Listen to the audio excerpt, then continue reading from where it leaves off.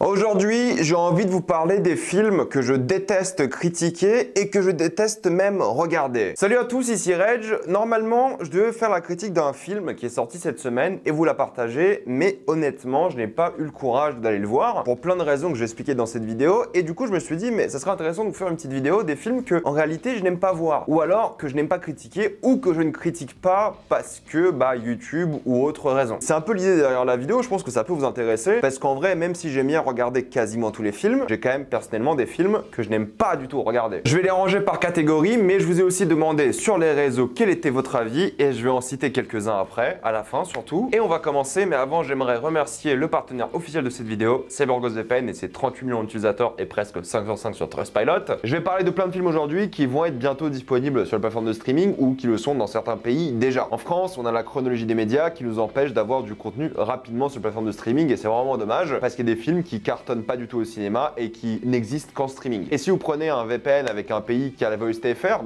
tous les pays francophones par exemple, la Belgique, la Suisse, le Canada, vous allez découvrir un tout nouveau monde. De même, si vous aimez la Formule 1 par exemple, RTBF en Belgique, ils l'ont gratuitement. Et si vous consommez beaucoup de YouTube, eh bien YouTube Premium aujourd'hui, d'après moi, c'est essentiel. Moi, j'utilise avec un VPN en Inde, en Argentine, c'est moins de 2 € par mois. En plus, en termes de sécurité, c'est beaucoup mieux que ce soit la Wi-Fi de l'université, de la bibliothèque ou de l'hôtel. Vous pouvez partager un compte avec 7 personnes différentes, c'est disponible sur tous vos appareils préférés. En quelques clics, c'est fait, tout le monde peut l'utiliser sans aucun problème. Vous pouvez essayer par vous-même car vous êtes satisfait ou remboursé sous 45 jours et vous avez une assistance technique en français 24h/7. Utilisez le lien dans la description, en commentaire épinglé, afin de vous abonner à CyberGhostVPN et bénéficier de 80% de réduction plus 4 mois gratuits. Foncez sur l'offre. On va commencer avec la raison pour laquelle j'ai fait cette vidéo, c'est que cette semaine est la sortie de Evil Dead Rise que j'ai trouvé d'après les bandes annonces pas trop mal. Et je devais aller le voir pour en faire la critique. En tout cas, c'était l'idée de base, mais finalement, j'ai pas vraiment eu le courage. Alors pourquoi est-ce que j'ai pas eu le courage? C'est une raison très simple. Non pas que je voulais pas faire la critique, non pas que j'ai peur des films d'horreur, parce que j'aime bien aller voir les films d'horreur, j'aime bien avoir peur aussi, j'aime beaucoup l'ambiance film d'horreur, surtout chez moi le soir. Un mardi c'est parfait parce que t'es fatigué du taf, il est 23h, tu lances le film, du coup t'as la fatigue, t'as la peur en même temps qui mélange. J'adore les films d'horreur pour ça quoi. Ça me fait sortir des émotions, je suis à fond, je kiffe. Je me rappelle de ma séance de Barbare qui était, enfin ma séance entre guillemets, que je me suis fait moi-même chez moi. Je crois que j'ai commencé le film pareil à 23h un mardi, j'étais éclaté et le film m'a vraiment fait bader à cause de ça. Parce que j'étais dans une ambiance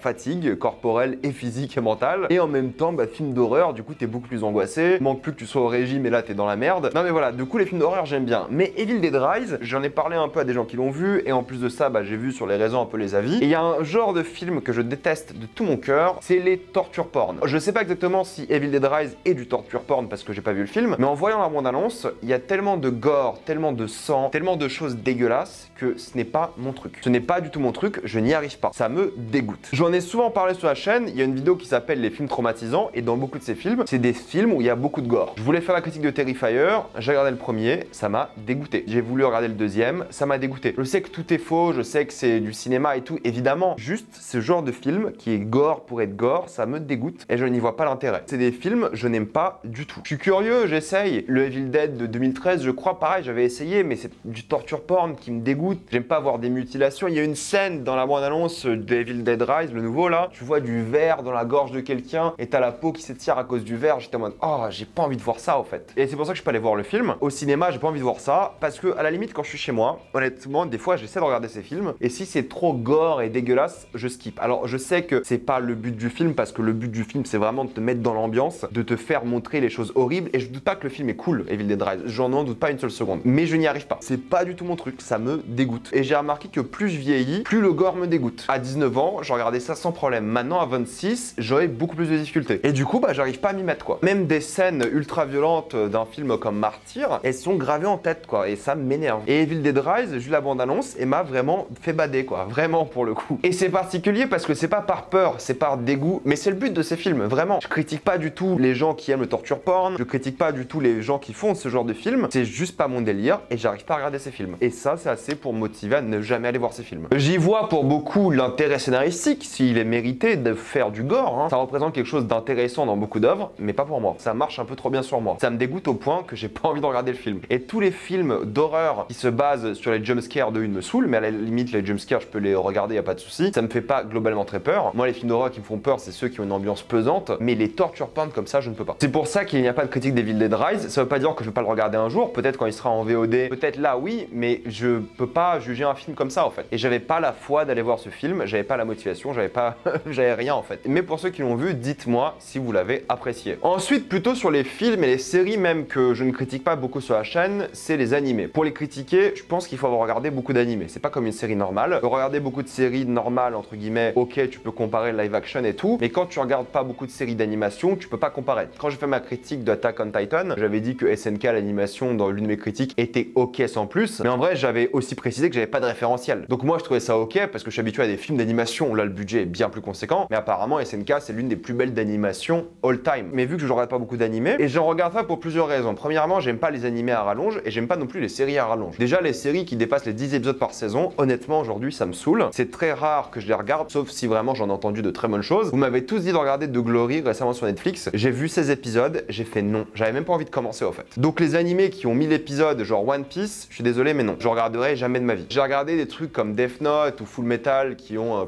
60 épisodes, peut-être un peu plus. Mais c'est des épisodes de 20 minutes, ça va vite et tout, y a pas de souci. Mais enchaîner plus de 100, 110 d'un animé qui est fini, c'est dur pour moi. C'est vraiment très dur. Et ça prend tellement de temps de s'y plonger que pour moi, ça vaut pas le coup de faire des critiques. Parce qu'en fait, j'ai pas assez de culture animée pour vous critiquer des animés. Ça veut pas dire que j'en regarde pas, j'aime bien les animés. En vrai, tous les animés que j'ai vus, j'ai souvent bien aimé, voire beaucoup aimé. Mais c'est juste que, honnêtement, j'ai pas la patience de mettre dans ce monde-là pour vous faire des critiques. Sauf quelques exceptions à droite à gauche, d'animés extrêmement populaires comme SNK. Mais SNK, c'est parce que je l'ai commencé en 2013 surtout. Si SNK était à sa 4e saison et j'aurais commencé à la 4e, j'aurais jamais fait de critique et je l'aurais jamais regardé. Mais vu que je regarde SNK depuis le début, par hasard, parce qu'on me l'avait conseillé à l'époque, bah j'ai continué. Donc les animés, au fait, je les critique pas parce que bah j'ai tout simplement pas assez de culture d'après moi pour critiquer des animés. Ensuite sur la chaîne, au fait, les petits films. Alors il y a les petits films et les très petits films. Ce que j'essaie de faire maintenant sur la chaîne, il y a deux grosses contraintes. Il y a la contrainte où si je fais une critique à chaud d'un petit film, entre guillemets de petit film, vous n'allez jamais la regarder, vous n'allez pas cliquer dessus et vous n'allez pas vous intéresser à probablement un grand film. Et du coup, bah j'ai trouvé un peu une manière de faire différemment, c'est que bah maintenant je fais des critiques multiples où je mets un titre un peu putaclic. Exemple tout bête, la première fois que j'ai fait ça entre guillemets, c'était pour Les Crimes du futur, un film de Cronenberg que j'adore, Cronenberg, et j'ai beaucoup aimé le film, mais j'allais jamais faire des vues avec une critique à chaud de Crimes du futur. Et du coup, personne n'allait voir le film que je voulais conseiller. Si je fais une critique de Crimes du futur, ça fait 12 000 vues, ça n'a pas d'intérêt. Mais si je fais un titre putaclic en me disant bah ils ont quitté la salle, ça fait quoi, 100 000 vues et vous allez entendre parler de Crimes du futur et de 5 autres films. Oui, le but là, c'est pas d'avoir un débat autour du film, mais de vous donner un avis rapide sur si ça vaut le coup d'y aller ou pas et de vous motiver à y aller ou de le voir plus tard en VOD ou streaming. Parce que le but, c'est de vous conseiller des bons films. Il y a l'aspect YouTube où je peux pas faire des critiques de petits films parce que ça marchera pas assez bien. Et il y a l'aspect au fait, bah à côté de YouTube, c'est con mais j'ai un travail et c'est dur pour moi d'aller voir tous les films à temps. Je fais du temps dans mon calendrier de travail pour aller voir les grands films, donc je sais je vais faire des critiques à chaud, donc c'est souvent les grosses productions parce que c'est ce qui est le plus de vues et ça c'est un intérêt pour la chaîne. En plus, si la chaîne fait pas mal de vidéos qui font pas beaucoup de vues, les vidéos sont moins référencées, etc. etc. Donc faire une mauvaise vidéo, ça pénalise beaucoup la chaîne. Mais de temps en temps j'en fais, mais c'est rare. Je préfère faire une vidéo entre guillemets putaclic pour vous recommander des films. Et tant que ça marchera, je le ferai. Parce que c'est la meilleure manière, j'ai trouvé aujourd'hui, pour vous recommander des films. After Sun, l'un de mes films préférés de cette année, je voulais le recommander comme ça. Mais du coup, il y a plein de films dont je voulais faire des critiques cette année, mais j'ai eu beaucoup de retard parce que j'étais ou au travail ou en vacances et c'était pas possible de organiser tout ça. Exemple tout bête, Donjons et Dragons et les Trois Mousquetaires, c'est tombé un week-end, les avant-premières où j'étais en vacances. J'en ai pas beaucoup des week-ends où je pars en vacances, mais c'est tombé dessus quoi. Alibi 2, je voulais faire la critique, mais en vrai, dans mon calendrier, à cause du travail et de YouTube, c'est passé à la trappe quoi. Je fais toujours 4 vidéos par semaine et des fois, à cause de mon calendrier et de ma vie aussi, parce que j'ai une vie à côté quand même, c'est impossible de tout faire. Et en vrai, ça m'énerve parce que j'aimerais tout faire, mais tant que j'ai 2 métiers, je pourrais pas. Et je compte garder 2 métiers. C'est juste pour vous dire que c'est pour ça que des fois il y a du retard, ou c'est pour ça que je donne mon avis que sur les réseaux sociaux, c'est pour ça que je vois des films un mois après leur sortie, c'est que je n'ai pas le temps. J'aimerais avoir le temps parce que j'adore le cinéma, j'adore aussi ma vie de travail, j'adore aussi ma vie sociale, et c'est compliqué. Donc il y a un mélange de vie, de statistiques et d'algorithmes YouTube, et même de fatigue des fois, ou même d'emploi du temps où je peux juste pas faire les critiques que je veux. Ça c'est pour l'aspect YouTube. Maintenant, si je dois parler un peu d'un aspect personnel, les petits films, moi j'aime bien les regarder, je les regarde toujours, j'essaie de regarder une centaine de films qui sont sortis par année, mais les films que j'essaie d'éviter un petit peu quand même, c'est les drames français. Les drames sociaux français, c'est souvent bien, mais j'ai l'impression que c'est toujours les mêmes histoires et je n'en peux plus. Je n'en peux plus des thématiques françaises. Il y a plein de films que j'ai envie de voir qui font exception à la règle, que j'ai pas encore vu lors où je fais cette vidéo, sur les chemins noirs, que j'ai envie de voir, je verrai toujours vos visages, des films comme ça qui ont l'air vachement bien, mais j'ai envie de les voir parce que c'est du bouche à oreille, parce qu'on m'a dit que c'était bien. Mais sinon, je serais jamais allé voir ces films parce que les drames sociaux français m'énervent. D'ailleurs, les drames sociaux de plein de films, même coréens, m'énervent quand je vois que c'est les mêmes thématiques que j'ai vues 1000 fois. Et c'est horrible de se dire ça parce qu'en vrai, c'est pas une bonne attitude. Il faudrait être curieux, aller voir ces films quand même. Mais j'ai pas le temps en fait. J'ai pas le temps, j'ai pas la patience, c'est un mélange des deux et des fois, je n'y arrive pas. Même psychologiquement, des fois, je n'y arrive pas. Donc les drames sociaux français m'emmerdent la plus grande partie du temps. Les comédies françaises, alors là, n'en parlons même pas pour le coup. Vous savez très bien ce que j'en pense. Et je parle bien des comédies bien grasses, bien dégueulasses. J'ai l'impression qu'il y en a de moins en moins et ça c'est cool. Les vieux films films, alors c'est pas beaucoup d'intérêt pour moi à les critiquer sur la chaîne, et surtout que c'est dur pour moi de regarder des vieux films aussi, pour une raison que j'explique tout le temps, c'est que les vieux films ont tellement inspiré le cinéma d'aujourd'hui, ils ont été tellement révolutionnaires à l'époque, que lorsque tu regardes des vieux films maintenant, ils font has-been. Mais c'est normal, parce que c'est eux qui ont inventé des genres, qui ont inventé des techniques, qui ont inventé des nouvelles méthodes de filmer, mais aujourd'hui, quand tu as l'habitude de voir des films récents, bah ils font un peu has-been. Et des fois, c'est pas évident, c'est pour ça qu'il y a plein de gens qui disent que Citizen Kane aujourd'hui, bah ils comprennent pas pourquoi c'est incroyable. Ouais, mais à l'époque, Citizen Kane, c'était incroyable. Aujourd'hui, bah tellement de films ont pompé Citizen Kane, que bah il fait un peu lambda, entre guillemets. Donc je mettrai peut-être ces films un jour quand je reprends les 5 films à voir dans sa vie, mais sinon c'est compliqué. Les films polémiques en général j'aime bien les voir. Après il y a des cinémas que j'aime pas soutenir financièrement comme ceux de Polanski, mais des fois j'avoue que je craque. Des fois je vais voir un film de Polanski ou des choses comme ça. J'avoue, c'est la vérité. J'ai déjà fait auparavant, je l'ai pas fait récemment mais j'ai déjà fait. Et des fois il y a des films polémiques avec des gens que j'aime pas, que j'ai pas envie d'aller voir, mais je suis assez open sur ça. Et moi la polémique ça m'intéresse, du coup j'y vais souvent. Mais un truc que j'aime pas c'est les films et les séries de serial killer. Surtout les trucs un peu documentaires à la Dahmer. Dahmer c'est très cool, c'est très bien, j'ai beaucoup aimé la série, mais c'est toujours les mêmes histoires. Toujours.